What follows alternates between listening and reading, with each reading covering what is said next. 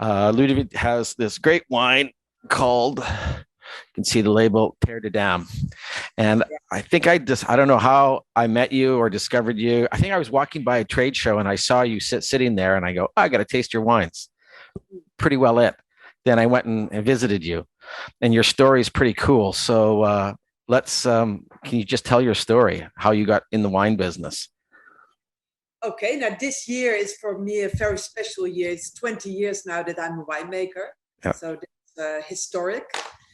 And before that, I had another life. It's like I had two lives for the price of one. I was in advertising in Amsterdam, and that seems so far away now. At 30, I was head of the strategy department. So I really thought I could continue 30 more years doing the same thing, Right. or break everything off and try something new. And I subscribed to a school to become a winemaker here in France. So I studied viticulture, enology, how to drive a tractor, how to run a winery. And that's, yeah, at the time you were here, it was quite the beginning. I think it was 15 years ago when my daughters were very little, when I was just divorced, maybe I lived alone with Yep. them for about You 10 did. years. And yeah, that was a great period, to be honest. It was very nice to live with four women in the end, all alone, cut from the world. And they became very nice girls, like you have tested Oh, one of them. smart doctors, I believe, right? Or doctor, one of them. Yeah, filmmakers, doctors, and very much into wine. So Fina, the one you saw, she took a month off to do the vinification with me. Yep. So yeah, they are very much implicated, and So that's there's cool. there's there's two stories that stand in my head. One is the far whoever sold you your first set of vines, and they all died. Yeah, Correct? And he said, "Oh, you're a woman." yeah, yeah. In the beginning, it was not so easy for them to. Nope. And for my worker, he is a bit younger than me, but not much. And for him to leave his job to go to me, organic, big problem. Foreigner, very big problem. But being a woman, that was the worst problem. So it was, but he's still there, and now it's 12 years we work together. So That's awesome. That's awesome. But that's that really good. that farmer, that whoever sowed your plants died the first year, and then they died the second year. Yeah. And then he said, yeah, what would you have expected? You're a foreigner, you're a woman. And I thought he might be true because I'm not a third generation winemaker. I'm from nowhere.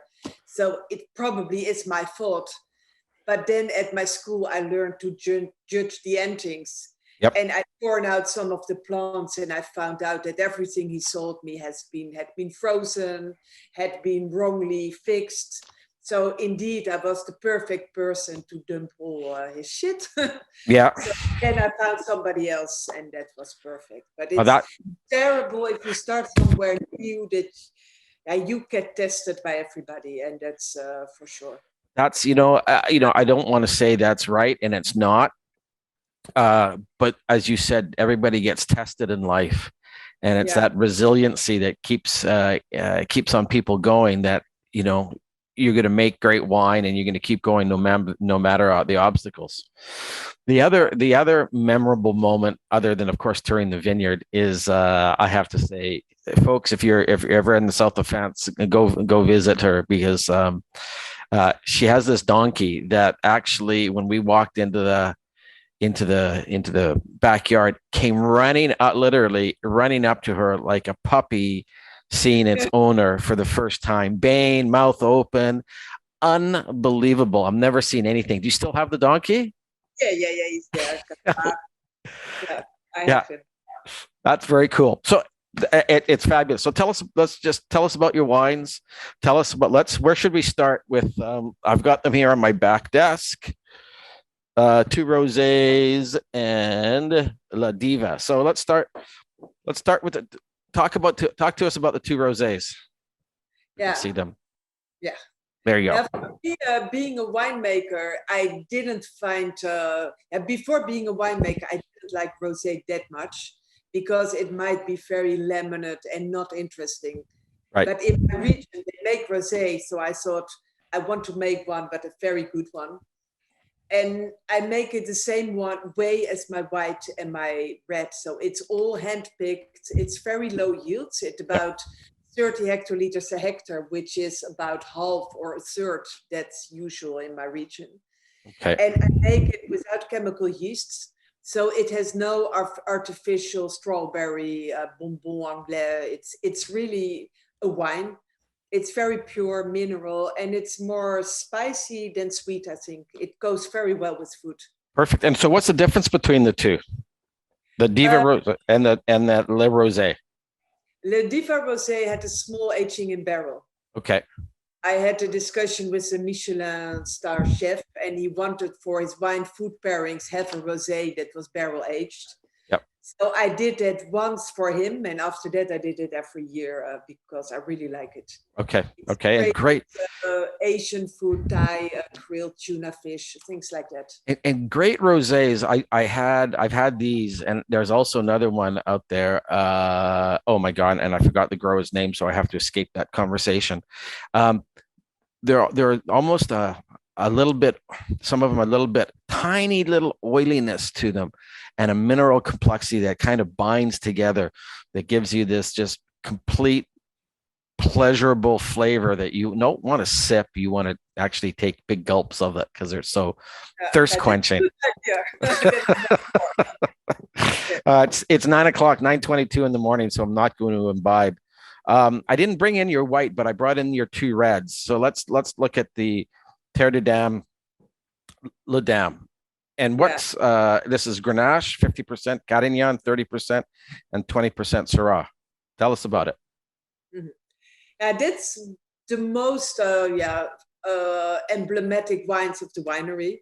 I make most of that one, and it's really illustrating my way of winemaking. Because to me, it's very important to make pure, elegant, fresh wines. And I select every grape by hand. That's really me doing it. And that way you start with a very clean, pure product that you can leave in tank for 3-4 weeks.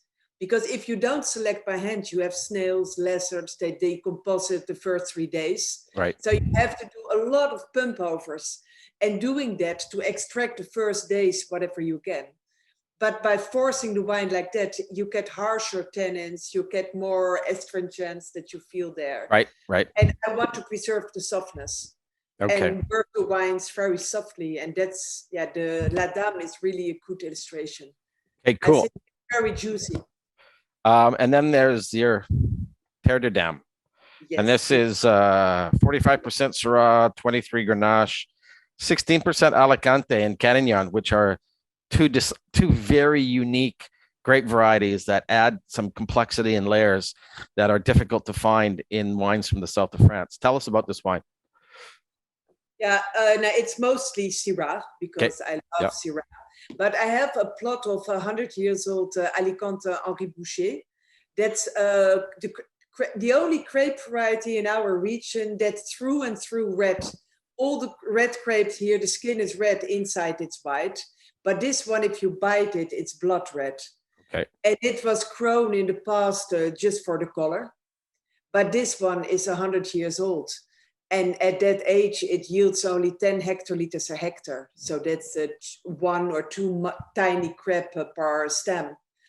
And it's nothing, but it's the secret ingredient for the wine. It's really giving it its character, I think. Alicante has, even if it's 2-3% in a wine, you can taste it. It gives the wine not only color, it gives it backbone, it gives it tannins. It can, if not handled properly, it can give it a rough edge. It's a really unique grape variety. Excuse me. So I haven't had. Go ahead. Yeah, and I should say the first one, La Dame, isn't aged in barrel. Right. But La Diva is aged in barrel. And what I changed over time is that I put out all my Bordeaux barrels to change them by big volume Burgundy barrels. So I now only have 600 and 500 very big barrels. Puncheons. Yep. Yeah, and that way you have a much softer wood. It's better integrated. Right. It's really an improvement to the first years, I think. Yeah. Yeah. No, but you see, that all takes time. It does. You don't learn this in the first 5 or 6 years. You learn it 10 and in the 12th year. Yeah, Because what a lot of people don't understand, you only get one chance a year to that make is a true. good wine. That's true. And Yeah, in a regular business, you have many chances to fix things. If it doesn't, if something screws up, you can fix it. Try to fix it the next day and the next day and the next day. yeah. But in winemaking, you're done, and no amount of chemistry can fix a bad wine. So tell us about your conversion to biodynamics.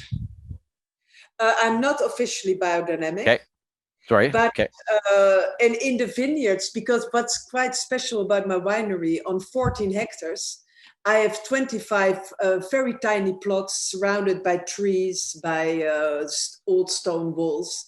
So I have a very good biodiversity in the vineyards. And I don't feel I have to influence that biodynamically. okay, However, in the cellar, yeah, I think we all know the influence of the moon on the tides, on women, on everything. And you see that with time, I really have learned to notice that in the tanks, because the liquids are moving in the tanks, the little particles of it are moving. right. And that's why you know that when it's full moon, you shouldn't do a pump over to another tank, Because things are because all the particles are moving. you know Yeah. I have to tell you that you said that when I was a young lad, I used to work in my father's restaurant on Davie Street in Vancouver. And for those of you who are from Vancouver, know Davie Street.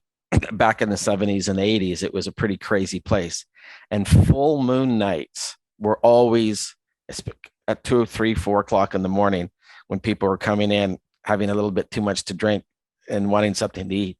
Full moon evenings were just 4 steps above a regular Oh, weekend. yeah. Oh my God, there is just another level of craziness and Yeah. rowdiness, some happiness, of course, in the rest. So it actually absolutely applies. So you will do things in the cellar on say a root day or an earth day, correct?